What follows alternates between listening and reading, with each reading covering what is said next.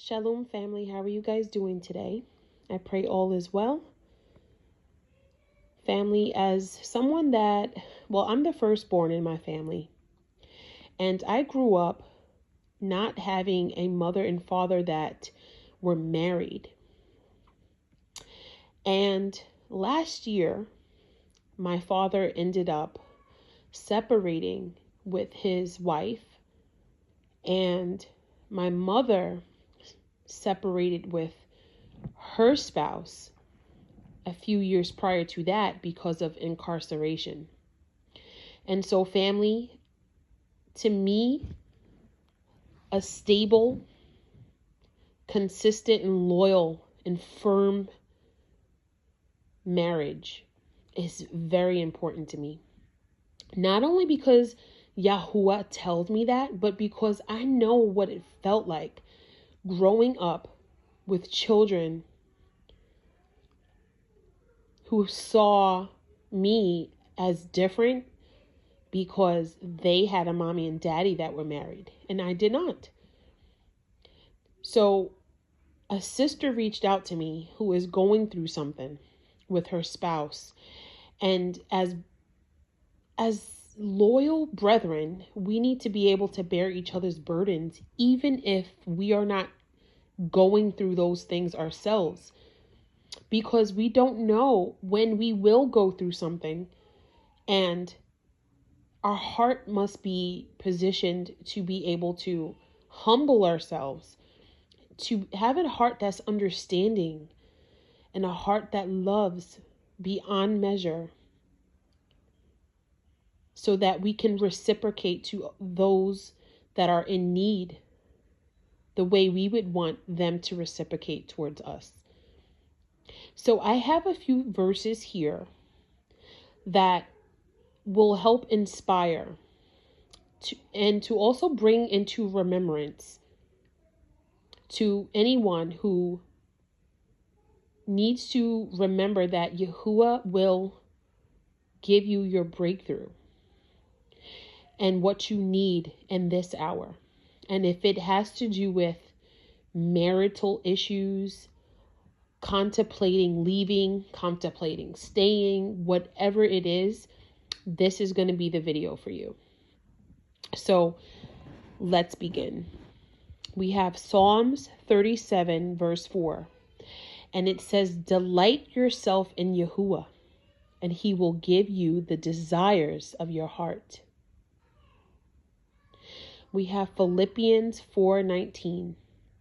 And it reads, "And my Elohim will meet all your needs according to his riches in the glory of Yahushua HaMashiach." Family, Yahuwah will meet all of our needs. Whatever it is you are in need of, he will provide it. If you need a husband that is understanding, if you, my brother, needs a wife that is patient with you and understanding, if you need a stable communication, if you need trust, if you need loyalty, whatever it is, Yahuwah is going to allow you to receive those things, because he is delighted in marriage. He loves when we love each other. He loves when we forgive each other. And he loves when we cleave to one another.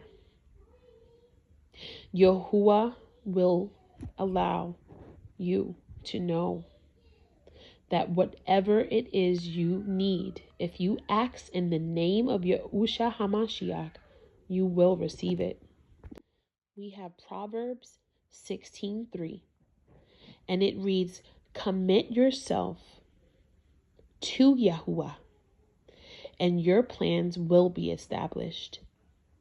Family, as long as we are committing to Yahuwah, as long as we are prioritizing him in all things, our plans will be established. Whether you plan to relocate, whether you plan to, do anything that has to do with your career, with you elevating in your family, your marriage, growing, whatever it is that you have to do to build, to create. If you seek Yahuwah first and his kingdom, all else will truly be added to you. Family, let's read Colossians 3, verse 12 to 15. It says, put on, therefore, as the elect of Elohim, holy and beloved, hearts of mercy, kindness, humbleness of mind, meekness, long-suffering, and forbearing one another and forgiving one another. It reads, if any man has a quarrel against any, even as Mashiach forgave you, so also do you. And above all these things, he says, put on love, which is the bond of perfectness. And let the peace of Elohim rule in your hearts, to which also you are called, in one body, and be ye thankful. Family, we are to have all of these qualities, not only just within marriages, but within relationships with our relatives, also within the ministries, in the workplaces. Whatever we do, we should always be merciful, kind, humble of mind, meek, long-suffering. Mind you, there is a time to speak up. There is a time to say enough is enough. There is always time for the truth. Always time for admonishment and righteous judgment. Family, but when it comes to these things, we must, above all else, put on love. In love, you can righteously judge, right? In love, you can be honest and truthful. Yeah, it hurts, but it is the bond of perfectness. Everyone wants a perfect marriage. Everyone wants a perfect family. But there is only one that is perfect, and that is Yahushua HaMashiach. But if we can love, then it can reflect perfectness, because it covers the multitude of sins. It allows us to have peace ruling in our heart instead of strife and contention, instead of hatred and unforgiveness, even bitterness. Love suffers long and is kind. Love envies not. Love does not vaunt itself. It is not puffed up. It does not behave unseemly. It seeks not her own, and is not easily provoked. It thinks no evil. It does not rejoice in iniquity, but it rejoices in the truth. Love bears all things, and it believes in all things, hopes in all things, endures all things, family. Love never fails, but whether there be prophecies, they shall fail. Whether there be tongues, they shall cease. Whether there be knowledge, it shall vanish away. Family, but love is forever. Yahuwah is love. Let's continue reading. And unto the married I command, yet not I, but Yahuwah. Let not the woman depart from her man. But and if she departs, let her remain unmarried, or be reconciled to her man. And let not the man put away his woman, but to the rest speak I, not Yahuwah. For any brother has a woman that believes not, and she is pleased to dwell with him, let him not put her away. And the woman which has a man that believes not, and if he be pleased to dwell with her, let her not leave him. For the unbelieving man is sanctified by the woman, and the unbelieving woman is sanctified by the man. Else were your children unclean, but now they are holy. For what know you, O woman, whether you shall save your man? Or how know you, O man, whether you shall save your woman? Family, I know it can be hard being unequally yoked. I know it can be hard when you know the truth. You have zeal for Yahuwah. and our loved ones are still lost, still have those calloused ears, still not aligned like you are. And while it is true that it says not everyone's going where we're going, Yahuwah works in mysterious ways. Yahuwah will truly use a woman to sanctify her husband through the Ruach HaKodesh. He will do the same thing for a man. This is why many are led to hold on to love to their spouses, especially when there is no violence, there is no strife, there is nothing that's leading you away from Yahuwah. But feeling grieved because they are still asleep is very much normal. I encourage many people who are going through this situation to fast and pray. Make your petitions. Allow them to be heard and uplifted to the Shamayim. Yahuwah does not answer vain prayers, but he does answer prayers that aligns with his will. And Yahuwah, we ask that if it be your will, that you restore the marriages and the relationships of the woman and the man and the woman, so that they both align with you, Father, being equally yoked and sanctified through the Ruach HaKodesh.